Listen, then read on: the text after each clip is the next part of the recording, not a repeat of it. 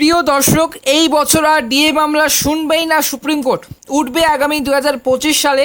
কবে পরবর্তী শুনানি? আগামী 2025 সালে উঠতে চলেছে ডিএ মামলার শুনানি। গত 15 জুলাই অথবা গত সোমবার সুপ্রিম কোর্টে বকেয়া মহার্ঘ ভাতা ডিয়ারনেস অ্যালাউনেস বা ডিএ মামলার শুনানির জন্য যে রাজ্য সরকারি কর্মচারীদের প্রায় কিন্তু 4 মাস অপেক্ষা করতে হয়েছে সমস্ত রাজ্য সরকারি কর্মচারীদের সংগঠনের একাংশ। আর এবার যে অপেক্ষায় সেই মাত্রাটা আরও বাড়লো, কারণ 2024 সালে যে ডিএ মামলার শুনানি হবে না, কিন্তু সুপ্রিম কোর্টে কবে শুনানি হবে? প্রশ্ন হচ্ছে কবে হবে ডিএ মামলার শুনানি।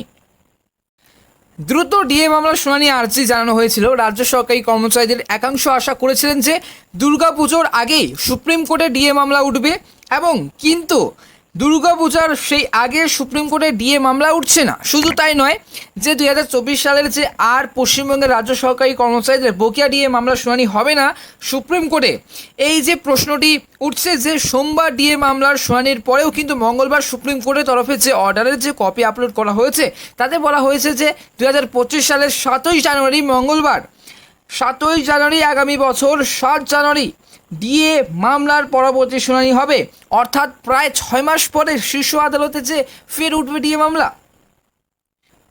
গত 15 জুলাই যে শুনানি হয়েছে সুপ্রিম কোর্টে, সেটার জন্য কিন্তু রাজ্য সরকারি কর্মচারীরা প্রায় 4 মাস অপেক্ষা করেছিলেন। আর এবার তাদের প্রায় কিন্তু সেই 6 মাস করতে হবে, আবার অপেক্ষা করতে হবে 6 মাস। সেই মামলা, এই যে ডিএ মামলা নিয়ে যারা আন্দোলন করছেন, অনেকাংশেই কিন্তু সেই অধিকাংশই সরকারি কর্মচারীরা কিন্তু রাস্তায় নেমেছেন শুধুমাত্র পশ্চিমবঙ্গের সমস্ত রাজ্য সরকারি কর্মচারীদের ন্যায্য ডিএর পাওনা এবং ন্যায্য যে পাওনা এবং ডিএর জন্য সেই আন্দোলনে কিন্তু নামছেন অধিকাংশ সরকারি কর্মচারীরা। বেশিরভাগ কিন্তু শিক্ষকরা। অবশ্যই সুপ্রিম কোর্টের অর্ডারের কপিতে বলা হয়েছে, আইনজীবীদের সওয়াল জবাব শোনার পরে সুপ্রিম কোর্টে যে সিদ্ধান্ত নিয়েছে যে এই বিষয়টি নিয়ে বিস্তারিত শুনানির প্রয়োজন। মানে স্পষ্টই জানা যাচ্ছে যে সুপ্রিম কোর্ট অর্ডারের কপিতে বলা হয়েছে আইনজীবীদের সওয়াল প্রশ্ন করার এই যে সুপ্রিম কোর্ট সিদ্ধান্ত নিয়েছে যে এই যে বিষয়টি নিয়ে বিস্তারিত কিন্তু শুনানির প্রয়োজন আছে। এই যে সুপ্রিম কোর্ট, এটা অনেকেরই কিন্তু দাবি করা বা নির্দেশ। এই যে অনেকেই কিন্তু প্রশ্ন রয়েছে, মানে প্রশ্ন উঠেছে সুপ্রিম কোর্টের তরফে যে সুপ্রিম কোর্ট ঘুষ খেয়েছে, টাকা খেয়েছে। এই যে ডিএ মামলা বারবার পিছিয়ে যাচ্ছে, 13তম বার সেই ডিএ মামলা কিন্তু পিছিয়ে যাচ্ছে। অনেকেরই দাবি যে সুপ্রিম কোর্টে অর্ডারের কপিতে বলা হয়েছে যে অর্ডারটি কপি যে বাতিল করেছে, স্থগিত করেছে, এর পিছনে কারণ হচ্ছে মমতা বন্দ্যোপাধ্যায়। এটাই কিন্তু দাবি করেছেন, এটা আমি বলছি না, এবং মানুষেরাই কিন্তু বলছে, পশ্চিমবঙ্গের সমস্ত রাজ্য সরকারি কর্মচারীরাই বলছেন। সুপ্রিম কোর্টের অর্ডারের কপিতে সেই বলা হয়েছে যে আইনজীবীদের সওয়াল জবাব শোনার পরে সুপ্রিম কোর্ট সিদ্ধান্ত নিয়েছে যে এই বিষয়টি নিয়ে বিস্তারিত শুনানির প্রয়োজন আছে। 2025 সালের 7ই জানুয়ারি মামলাটির শুনানির জন্য এই যে 2025 সালের 7 জানুয়ারি মামলাটির শুনানির জন্য নথিভুক্ত করা হোক। উল্লেখযোগ্য, সোমবার শীর্ষ আদালতের বিচারপতি ঋষিকেশ রায় এবং বিচারপতি SPN ভাট্টির ডিভিশন বেঞ্চে ডিএ মামলা উঠেছিল। আর সেই বিষয়টি সামনে আসার পরে হতাশা প্রকাশ করেছেন রাজ্য সরকারি কর্মচারীদের একাংশ।